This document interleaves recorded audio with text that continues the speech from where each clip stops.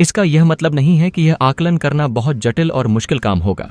अगर आध्यात्मिक सत्य और असत्य के सवाल उठते हैं, जैसा कि मेरा मानना है कि उन्हें उठना ही चाहिए, तो हमें अपनी सारी दार्शनिक शक्तियों की जरूरत पड़ेगी। जब हम आध्यात्मिक सत्य और असत्य की दुनिया में प्रवेश करते हैं, तो हमारी दार्शनिक शक्तियों का पूर्ण उपयोग आवश्यक होता है। यह धारणा महत्वपूर्ण है, क्योंकि हर व्यक्ति का धार्मिक चयन एक व्यक्तिगत प्रश्न बनता है, जिससे मनोवैज्ञानिक पहलू जुड़ता है। लेकिन हम यह नहीं मान सकते कि यही स्थिति है। क्या धर्म का चयन स्वाभाविक स्वाद है, जैसा कि मिठाई या नमकीन के बीच चयन करना है? इस प्रकार यह सच हो सकता है, जैसा कि कुछ लोग सोचते हैं कि धर्म चुनना या धर्म रखने और न रखने के बीच चयन करना स्वाद की तरह चयन का मामला है, तार्किक रूप से समान है।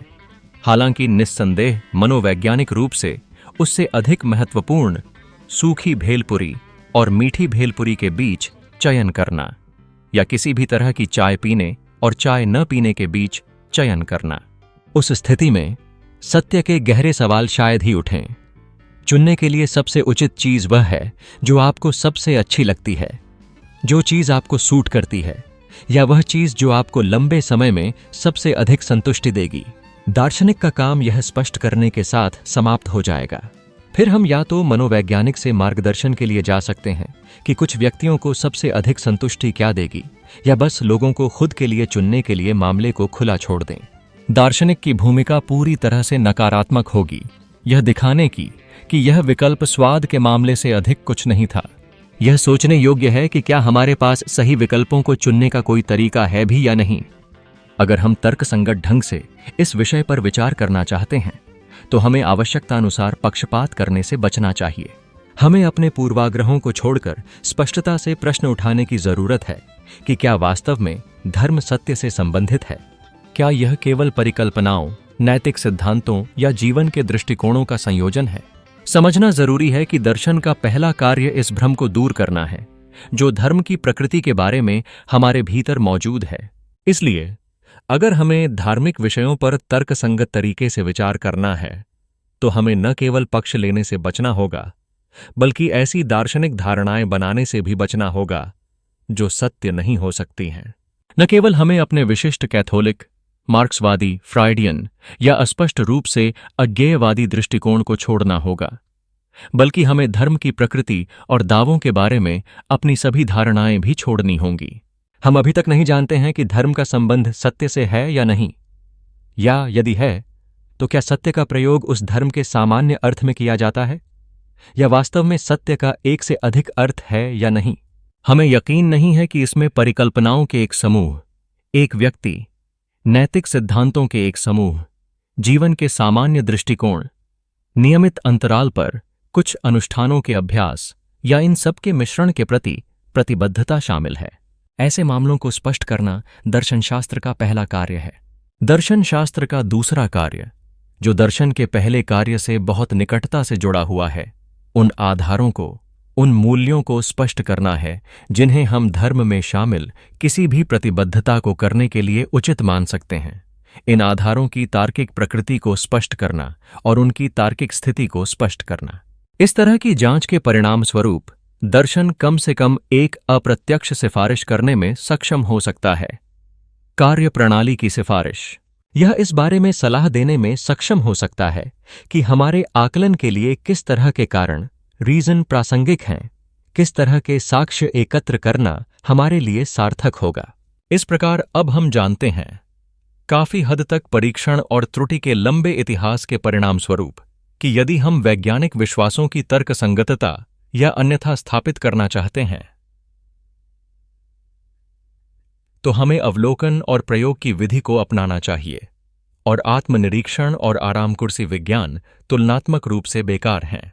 धर्म में परीक्षण और त्रुटि के समान रूप से लंबे और कहीं अधिक दर्दनाक इतिहास के बावजूद कोई सार्वजनिक रूप से स्वीकृत प्रगति नहीं हुई है, जो बताती है कि हमारे मूल्यांकन के तरीके मूल रूप से गलत हैं। और यह संभव है, अगर आशावादी हो, तो यह विश्वास करना कि दर्शन हमें आगे की उलझन और चिंता से बचाने में सक्षम हो सकता है। दर्शन का यह दूसरा कार्य यह निर्धारित करता है कि धार्मिक विश्वासों को अपनाने के लिए सही आधार क्या हो सकते हैं। हमें यह समझना होगा कि धार्मिक विश्वासों की तार्किक संरचना क्या है और वे कैसे लागू किए जाएंगे। दार्शनिक विश्लेषण से हम यह निर्धारण कर सकते हैं कि क्या हमारे लिए कौन से मूल्यांकन प्रासंगिक हैं। इस प्रक्रिया के माध्यम से हम विज्ञान की पद्धतियों को अपना सकते हैं, जैसे कि अवलोकन और प्रयोग, जो हमारे आचार्य का मार्गदर्शन कर सकते हैं।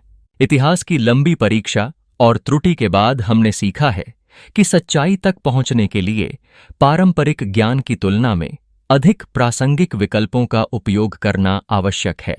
शायद इसी प्रयास में दर्शन हमें ऐसे कई उलझनों और चिंताओं से बचाने में सक्षम हो सकता है जो धर्म के गहरे आशय को देखने में सहायक हो। मूल्यांकन की ऐसी निष्पक्ष पद्धति का अभाव जो सार्वजनिक रूप से स्वीकृत और स्वीकार्य हो, ऐसे किसी भी मूल्यांकन के निष्कर्षों के बारे में सहमति की कमी की बात तो दूर की बात है। विश्वासियों और गैर विश्वासियों दोनों पर शायद जितना वे स्वीकार करने को तैयार हैं, उससे कहीं अधिक दायित्व बोध डालता है। हम अक्सर कहते हैं कि हम जानते हैं कि पृथ्वी गोल है, लेकिन जब हम धर्म की बात करते हैं तो हमारे ज्ञान के स्तर में अंतर होता है। यह दोहरे मानदंड हमारे लिए एक नई समझ की आवश्यकता को दर्शाते हैं। जब वैज्ञानिक प्रमाणों की बात आती है तो हमारे पास मजबूत और सार्वजनिक रूप से स्वीकार्य तर्क होते हैं, लेकिन धर्म के संदर्भ में हमारे तर्कों का समर्थन करने वाली दलीलें केवल एक विशेष समूह के सदस्यों द्वारा मान्य होती हैं। इस कारण से हमें अपने दावों में सावधानी बरतनी चाहिए, क्योंकि यही हमें समझदारी और निष्पक्षता से दूर ले जा सकता है। हम कहते हैं कि हम जानते हैं कि पृथ्वी गोल है या चोरी करना आमतौर पर अवांछनीय है। ये विचार उचित हैं, हमारे पास उनके लिए अच्छे सबूत हैं, हम उनके बारे में वैध रूप से निश्चित हो सकते हैं, लेकिन हम धर्म या अधर्म के अपने विशेष ब्रांडों के संदर्भ में भी इन्हीं शब्दों जानना, उचित इत्यादि का उपयोग करते हैं। और यद्यपि हमारा प्रयोग शायद सही है, हमारी स्थिति बहुत कमजोर है, क्योंकि पहले मामले में हम सबूतों और कारणों के मानकों की ओर इशारा कर सकते हैं जो सार्वजनिक रूप से स्वीकार्य हैं, किसी भी समझदार और निष्पक्ष व्यक्ति को स्वीकार्य हैं, जबकि दूसरे मामले में हम केवल उन मानकों और कारणों की ओर इशारा कर सकते हैं जो धर्म के बारे में हमारे जैसे सोचने वाले लोगों द्वारा स्वीकार किए जाते हैं। एक समूह जो समझदार और निष्पक्ष लोगों का एक बहुत छोटा अल्पसंख्यक हो सकता है। हम यह कहने के लिए ललचा सकते हैं कि जो लोग हमारे तर्कों को स्वीकार नहीं करते हैं वे पागल और पूर्वाग्रही हैं, लेकिन यह हमारे अपने प्रचार प्रसार के उद्देश्यों के लिए विवेकशील और पूर्वाग्रह रहित शब्दों पर एकाधिकार करना है। पूर्वाग्रह वास्तव में हम अच्छी तरह जानते हैं कि कई योग्य और पूर्वाग्रह रहित लोग रोमन कैथोलिक, मार्क्सवादी, अज्ञेयवादी, नास्तिक, मुसलमान आदि हैं। इससे हमें यह दावा करने के प्रलोभन से बचना चाहिए कि धर्म या अधर्म का कोई भी ब्रांड स्पष्ट रूप से सबसे उचित है।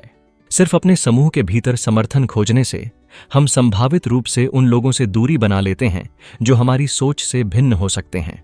हम यह मान सकते हैं कि जो लोग हमारे विचारों को नहीं मानते वे पूर्वाग्रही या पागल हैं, जबकि वास्तव में उनके पास भी मजबूत तर्क और प्रमाण हो सकते हैं।